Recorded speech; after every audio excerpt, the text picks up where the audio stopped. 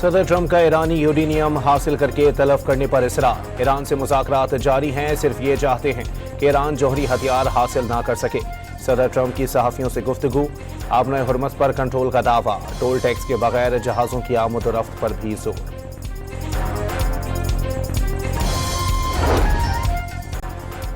ایران انتہائی افزودہ یورینیم کا گریڈ خود کم کرے گا، سینئر ایرانی حکام کا موقف۔ سپریم لیڈر سے منسوب یورینیم ایران سے باہر نہ لے جانے کی ہدایت کو مذاکرات ناکام بنانے کی سازش قرار دے دیا۔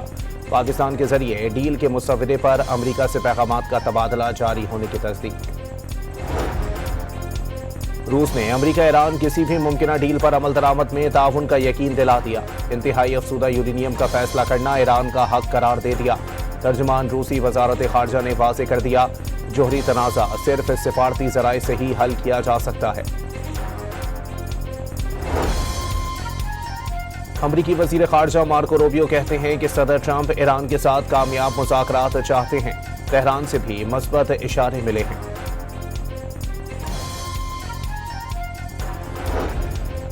مسلح افواج ملک کی دفاع، آزادی اور وقار کے لیے جانیں قربان کرنے کے لیے تیار۔ مشن مکمل کرنے میں ایک لمحے کی بھی تاخیر نہیں کی جائے گی۔ ایرانی commander in chief general Abdul Rahim Moosavi کی ایرانی صدر کو یقین دہانی۔ امریکی بمباری سے تباہ مناب اسکول کے شہداء کو خراج عقیدت، مائیں اپنے بچوں کی قبروں پر افسردہ، نم آنکھوں سے معصوموں کے خون کا حساب مانگنے لگیں۔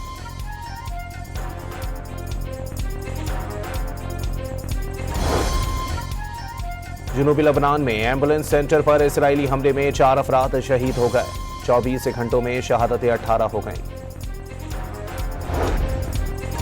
ایران کی نگرانی میں آبنائے ہرمز سے 31 جہاز گزر گئے، اسلامی انقلابی گارڈز نے تفصیلات جاری کر دی۔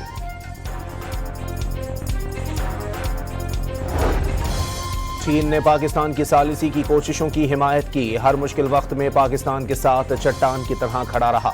وزیر اعظم شہباز شریف کا اسلام آباد میں پاک چین تعلقات کی 75ویں سالگرہ کی تقریب سے خطاب۔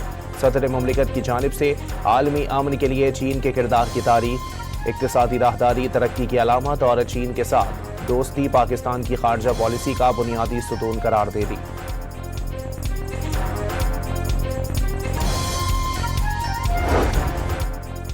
امریکہ سے اتحاد اور فوجی طاقت رکھنے کے باوجود اسرائیل کو شکست دی جا سکتی ہے، حوثی رہنما مہدی المشت کا عزم۔ جارحیت کے خلاف ایران کی مکمل حمایت جاری رکھنے کا اعلان۔ خطے کے ممالک کو امریکہ کا ساتھ دینے کے بجائے اسرائیل کے خلاف متحد ہونے کا مشورہ، غیر جانبداری کو خطے سے غداری قرار دے دیا۔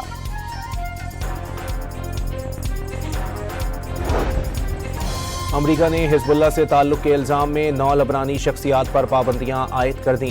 امریکی وزارت خزانہ کے مطابق حزب اللہ کو سیاسی نمائندوں بشمول ارکان پارلیمنٹ کی حمایت حاصل ہے۔ حزب اللہ نے امریکی پابندیاں مسترد کر دیں۔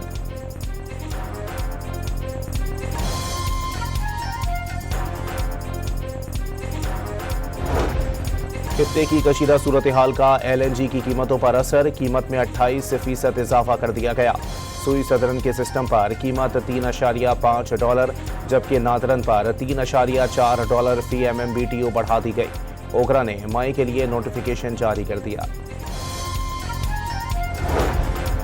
امریکی عوام میں ایران جنگ کی مخالفت میں ریکارڈ اضافہ، 60% سے زائد شہریوں نے جنگ کی مخالفت کر دی۔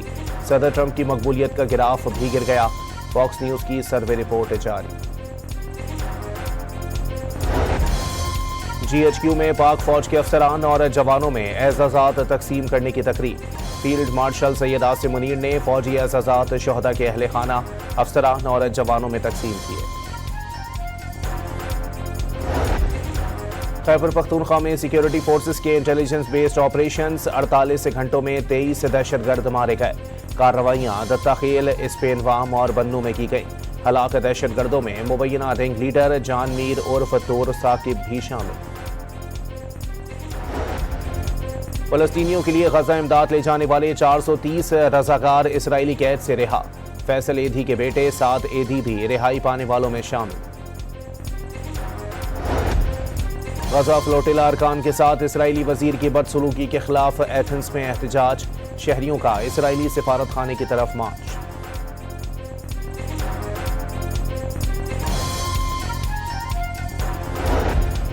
سان ڈیاگو مسجد میں حملے کے شہداء کی نماز جنازہ ادا، شرکا نے شہداء کو کمیونٹی کا ہیرو قرار دے دیا۔